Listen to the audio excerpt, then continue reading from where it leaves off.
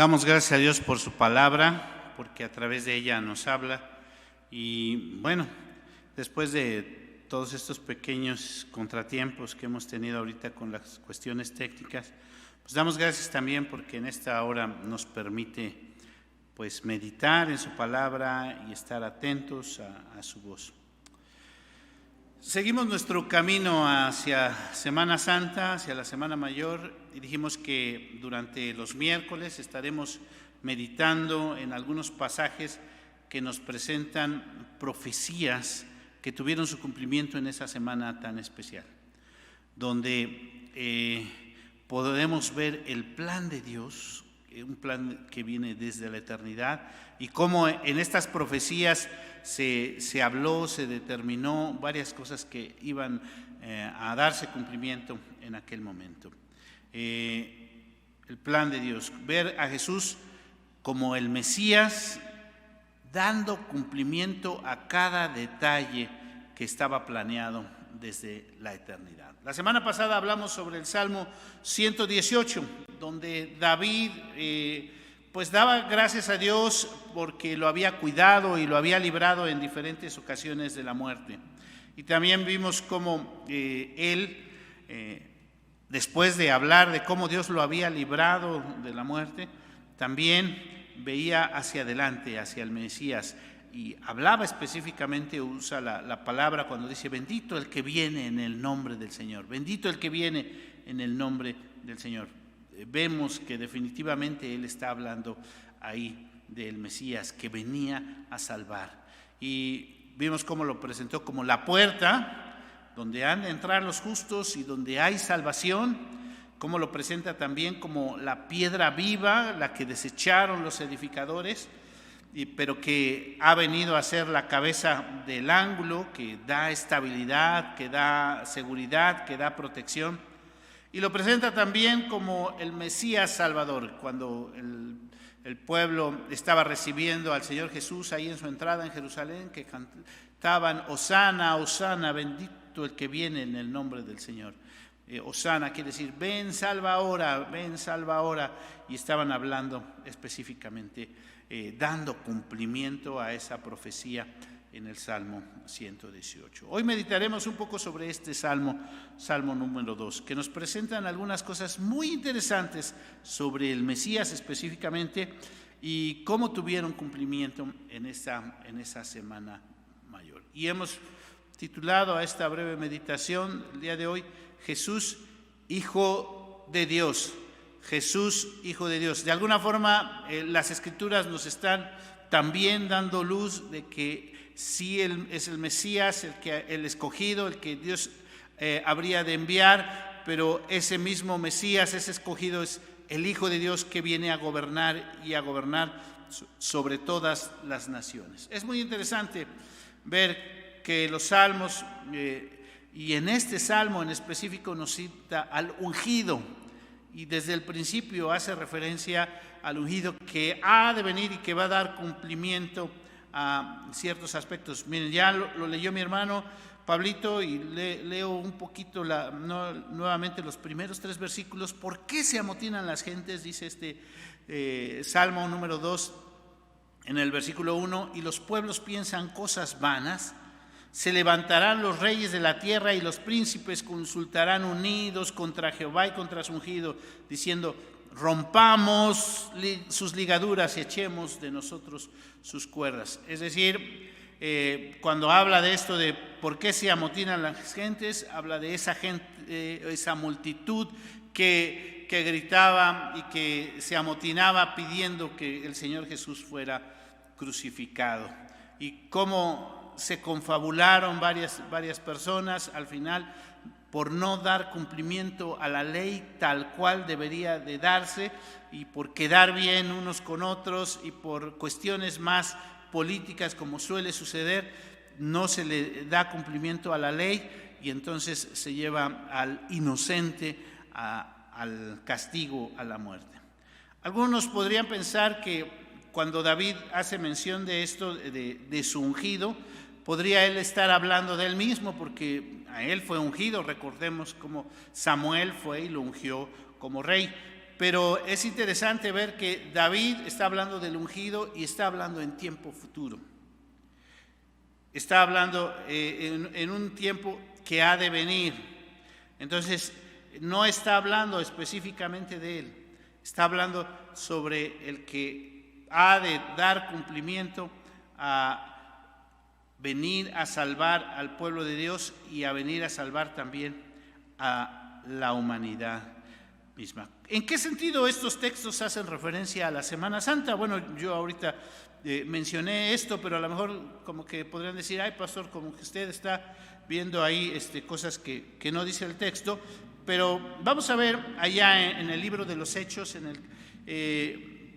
tras de un evento, bueno, la cita está precisamente en Hechos 4, versículo 10, pero si analizamos un poquito, recordamos un poquito es lo que estaba pasando, qué fue lo que pasó, desde el capítulo 3 del libro de los Hechos, nos narra cómo Pedro y Juan iban al templo a orar y al llegar al templo se encontraron ahí un hombre que estaba enfermo, que les pidió que le dieran dinero y hay una respuesta muy interesante que dan ahí los apóstoles, Pedro y Juan, a este hombre que le dicen, no tengo ni oro ni plata, pero lo que tengo te doy en el nombre del Señor, levántate y anda, ¿no? Esa respuesta es muy interesante porque hay incluso algunos coros que están basados en esa respuesta del apóstol Pedro y del apóstol Juan. Tras ese evento maravilloso, porque todo el pueblo fue testigo de este milagro que hicieron o que se hizo en ese momento, pues se juntó la gente a ver qué pasaba y Pedro se levanta y da un mensaje ahí a la multitud y muchos vienen al conocimiento de Dios. Tras esto, en el capítulo 4 nos narra en la primera parte del libro de los Hechos cómo los del concilio, los sacerdotes, al ver cómo estos hombres que ellos los identifican como personas que son del vulgo, que no son preparadas, pero cómo tienen esa autoridad para hablar y para decir muchas cosas, los llaman y les dicen, a ver qué es lo que está pasando. Y entonces Pedro les da toda una cátedra acerca de cómo ellos habían matado al Señor Jesús y cómo lo habían crucificado. Fíjense, voy a leer algo de lo que Pedro les dice a estos sacerdotes específicamente. El versículo 10, sea notorio a todos vosotros y todo el pueblo de Israel que en el nombre de Jesucristo de Nazaret, a quien vosotros crucificasteis y a quien Dios resucitó de los muertos, por él este hombre está en vuestra presencia sano. Este Jesús es la piedra reprobada por vosotros los edificadores, la cual ha venido a ser cabeza del ángulo. Aquí Pedro está citando este Salmo 118 que veíamos la semana pasada. Y luego este texto tan hermoso que es un texto que nos habla acerca del ministerio del Señor Jesús, versículo 12, y en ninguno otro hay salvación, porque no hay otro nombre bajo el cielo dado a los hombres en que podamos ser salvos.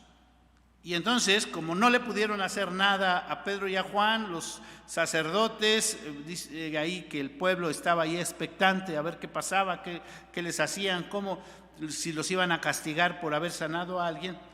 Entonces dice que los llamaron, versículo 18, los intimaron, dice, que en ninguna manera hablasen ni enseñasen en el nombre de Jesús. Y luego el 19 dice, mas Pedro y Juan respondieron diciéndole, juzgad si es justo delante de Dios obedecer a vosotros antes que a los hombres.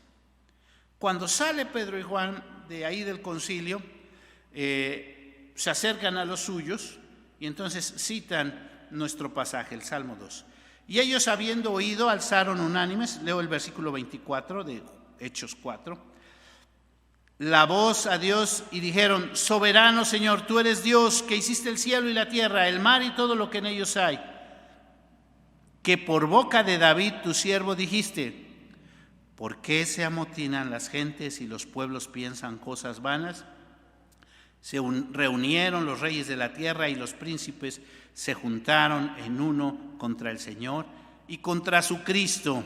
Recuerdan en el Salmo dice su ungido, y ungido y Cristo es realmente la misma palabra. Porque verdaderamente se unieron en esta ciudad, dice el versículo 27, contra tu santo Hijo Jesús, a quien ungiste. Se unieron Herodes y Poncio Pilatos con los gentiles y el pueblo de Israel, para hacer, y este versículo es muy interesante, el versículo 28 de Hechos 4, para hacer cuanto tu mano y tu consejo habían antes determinado que sucediera. Para hacer cuanto tu mano y tu consejo habían antes determinado que sucediera. El plan de Dios desde la eternidad. Dios lo había determinado, y lo que David estaba anunciando ahí en el capítulo 2 del libro de los Salmos era ese evento donde las multitudes iban a gritar y a proclamar: crucifíquenla, movidos por todos estos sacerdotes y movidos también por esta cuestión política de querer quedar bien con las multitudes, querer quedar bien con otros cuestiones políticas, otros que estaban a su mismo nivel, y mandaron crucificar al Señor, cumpliendo el plan eterno de Dios. ¿Qué debe decirnos esto a nosotros? ¿O qué nos deben enseñar a nosotros? Porque algo importante hemos titulado a esta meditación: Jesús, el Hijo de Dios. Y también ahora que hemos estado estudiando o viendo el libro de Marcos, hemos visto cómo Marcos, lo importante para él es contestar quién es Jesús. Y vemos cómo desde el principio, desde el primer verso del libro de Marcos o del Evangelio de Marcos, él presenta a Jesús como el Hijo de Dios. Y eso no es cualquier cosa, porque está diciendo realmente, David lo estaba diciendo y lo estaba viendo, y aquí Pedro lo está diciendo a la multitud, y allá Marcos, al anunciarlo en el Evangelio, está diciendo: Jesús mismo es Dios, y Él es el que tiene el control de todas las cosas. Aunque vemos situaciones donde el gobierno, los líderes, la gente, y de repente parece que las cosas se salen de control, que todo va en contra a lo que nosotros pensamos o a lo que nosotros nos imaginamos, Dios tiene el control. Y eso, sobre todo, debe de darnos confianza, debe de darnos tranquilidad, debe de darnos seguridad, certeza. Podemos ver muchas cosas. A veces nosotros nos dejamos influenciar por uno o por tal persona en el gobierno que nos simpatiza. Pero nosotros tenemos que confiar que aunque estén los más adversos, aunque estén los que nos puedan parecer los menos, algunos dicen: este sí es el bueno y yo por este sí oro, ¿no? Lo he mencionado en algunas ocasiones. Y más bien nosotros debemos estar orando en todo momento por nuestros gobernantes, así lo dice la palabra de Dios. Y cuando Pablo se lo decía a Timoteo, y cuando Pablo lo menciona ya a los romanos, es porque había gobernantes que estaban persiguiendo a los cristianos. No eran precisamente los mejores gobernantes, podríamos verlo de esa manera, para los cristianos. Por ellos había que estar orando. No simplemente ver: ay, este sí soy afín, este sí me cae bien, por este sí voy a orar. No, tenemos que estar en todo momento orando por nuestros gobernantes. Dios es al final el que tiene el control. Y el Señor Jesús es el Hijo de Dios.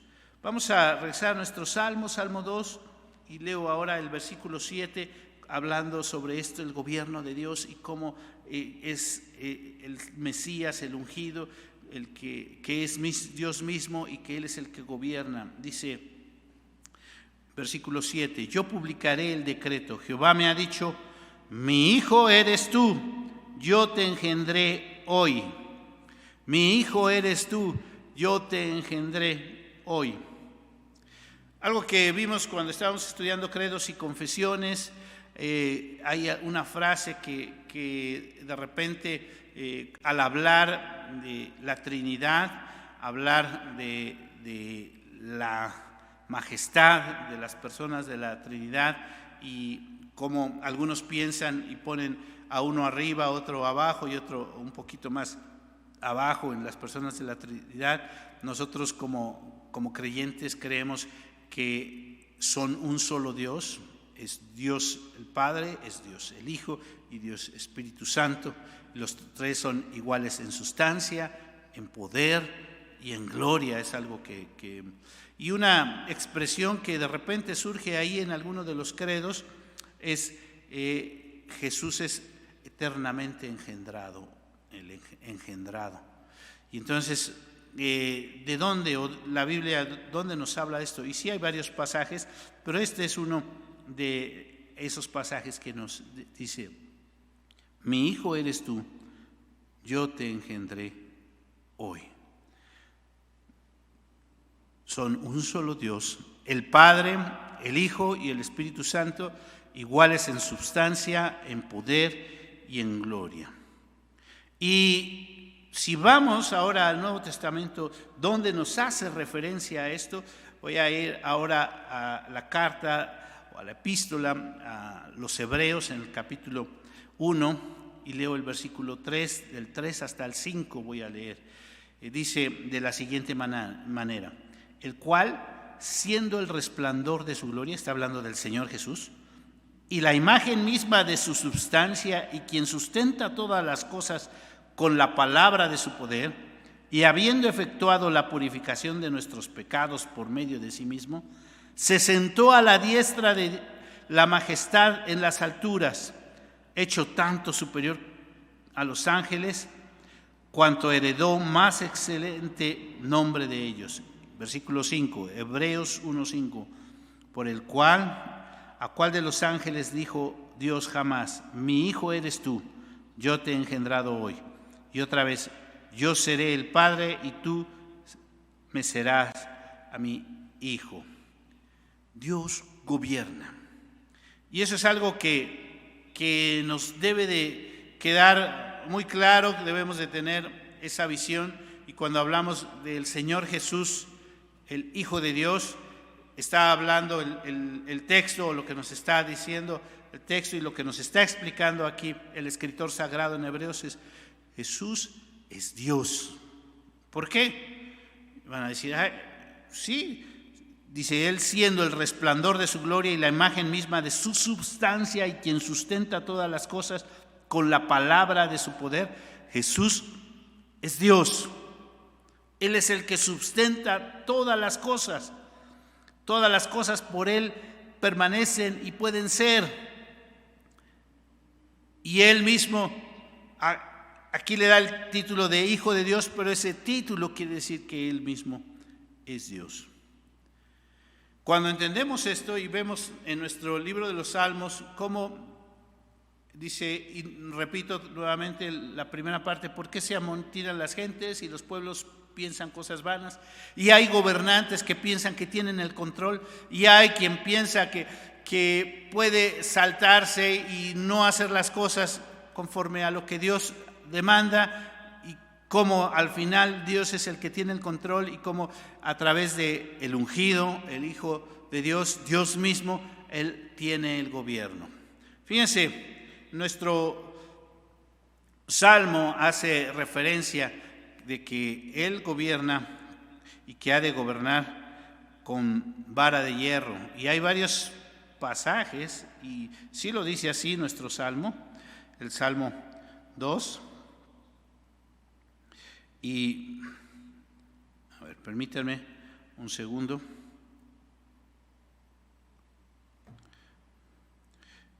Y lo podemos ver de la siguiente manera también, como el Señor es, dice el versículo 9, dice, bueno, leo desde el 8, Salmo 2, pídeme y te daré por herencia a las naciones y como posesión tuya los confines de la tierra. Y tú quebrantarás con vara de hierro, como vasija de alfarero los desmenuzarás. Y entonces vamos y hacemos referencia a lo que dice la palabra de Dios en diferentes pasajes, específicamente Apocalipsis. Nos habla mucho acerca de cómo el Hijo de Dios gobierna con vara de hierro. En los primeros capítulos, ahí en los capítulos 2, habla acerca de que Él gobierna con vara de hierro. Y luego en el capítulo 19, ya al final, leo lo siguiente. Versículo 13, capítulo 19 de Apocalipsis, que estamos casi al final, los últimos capítulos de la Biblia. Estaba vestido de ropa teñida de sangre y su nombre es el Verbo de Dios. Y los ejércitos celestiales, vestidos de lino finísimo, blanco y limpio, le seguían en caballos blancos. De su boca sale una espada aguda para herir con ella a las naciones y las regirá con vara de hierro. Y él pisa el lagar del vino del furor de la ira de Dios Todopoderoso. Y en sus vestiduras y en su muslo tiene inscrito el nombre Rey de Reyes y Señor de Señores. ¿De quién está hablando Juan cuando está teniendo esta visión en los lugares celestiales? ¿De quién está hablando? Del Señor Jesús. Del mismo que está hablando David en el libro de los Salmos, capítulo 2. Ahora Juan, en esta visión donde Dios le muestra los lugares celestiales, tiene la visión de ver al mismo Señor Jesús, el Verbo de Dios, el mismo que él menciona en el capítulo 1, en el verso 1, ahí en su evangelio, en el evangelio de Juan. En el principio era el Verbo y el Verbo era con Dios y el Verbo era Dios. Y ahora dice, estaba vestido de una ropa teñida de sangre y su nombre es el Verbo de Dios. Está hablando del mismo. Y luego dice, Él va a gobernar, o Él gobierna las naciones y las regirá con vara de hierro. Y su nombre es Rey de Reyes y Señor de Señores. Ciertamente, cuando el Señor Jesús fue crucificado, pusieron ahí un letrero donde, en cierto sentido, algunos se querían burlar, Rey de los judíos.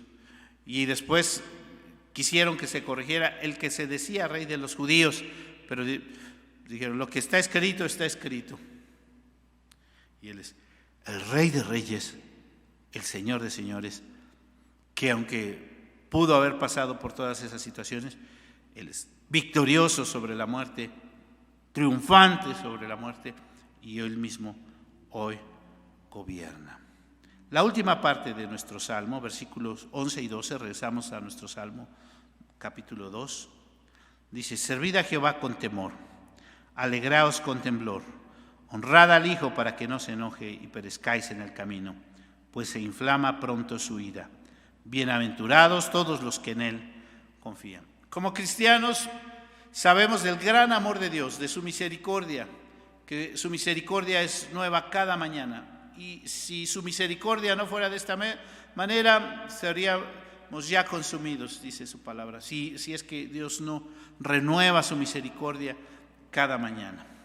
Pero también es cierto que como cristianos debemos de tener una visión clara de quién es Dios y quiénes somos nosotros. ¿Cuál es el lugar de Dios y cuál es nuestro lugar? Servid a Jehová con temor. Y cuando habla de servir a Jehová con temor es reconocer la grandeza, ya lo hemos dicho, la grandeza, la majestad de Dios, su soberanía, su gobierno, que Él es el Rey de Reyes. ¿Y quiénes somos nosotros? Reconocer nuestra miseria, nuestra condición, nuestra situación. Dice, alegraos con temblor. Estamos contentos a pesar de toda esta situación y a pesar de que sí, Él es el Rey y Él es el que nos ama, el que tiene cuidado de nosotros y que todo esto lo ha hecho por nosotros. Alegraos con temblor. Sí, tenemos la salvación y hay quien se huelga de tener la salvación y dice, entonces yo ya puedo hacer lo que quiera. Y lo que está diciendo el Salmo es muy interesante. Alegraos con temblor. Porque no se trata de ahora, yo hago lo que quiera, soy hijo del Rey de Reyes y yo puedo hacer mi voluntad y Él me dio libertad y yo voy a hacer lo que yo quiera. No, se trata de querer agradar al Rey de Reyes, al Señor de Señores. Honrad al Hijo para que no se enoje y perezcáis en el camino, pues se inflama pronto su ira. Reconozcamos quién es Él. Bienaventurados, es decir, dichosos, felices, todos los que en Él confían. La invitación en esta hora. La invitación en esta hora. Estamos camino a Semana Mayor, pero estamos recordando la obra maravillosa del Señor Jesús en la cruz del Calvario y su victoria en la resurrección. Cómo esto forma parte de un plan eterno de Dios, que Él es el que tiene el control de todas las cosas y Él gobierna y nunca se le ha salido las cosas del control. Nosotros, eso debe de darnos confianza, seguridad, tranquilidad, sabiendo que Él es Dios. Pero eso mismo también nos debe de hacer reflexionar sobre nuestro actuar, sobre nuestro diario vivir, con temor, que nos alegremos con temor, es decir, confiando sí en Dios, que lo que ha hecho por nosotros, pero que lo hagamos también correspondiendo a ese gran amor y actuando y viviendo en una vida de santidad. Dichosos los que confían en el Señor. La invitación es a venir y querer agradar a Dios con la forma que Él nos pide. Venir y conocerlo más y decirle: Señor, aquí estamos, queremos honrarte, queremos glorificarte en todo. Vamos a orar. Señor, tú conoces nuestros corazones y sabemos que tú eres quien gobierna sobre todas las cosas. Gobierna en nuestras vidas, Padre Celestial. Gobierna nuestro ser, porque a veces somos rebeldes, Señor. Guía nuestros pensamientos a la cruz de Cristo. Quebranta nuestro orgullo, quebranta nuestro querer hacer las cosas a nuestra manera. Quebranta, Señor, toda nuestra mala humanidad, nuestros malos pensamientos, y que, Señor, cada día busquemos honrarte, reconociendo tu gran amor, tu majestad, exaltándote solamente a ti, porque eres bueno y tu misericordia es para siempre. Pues te lo pedimos, te lo rogamos todo en Cristo Jesús nuestro Señor. Amén. Amén. Vamos a continuar. Realmente no tengo bien quién puede apoyarnos con las ofrendas, hermanos. Hermano Salomón, ¿nos podrías apoyar con las ofrendas? Con el tiempo del ofertorio, por favor.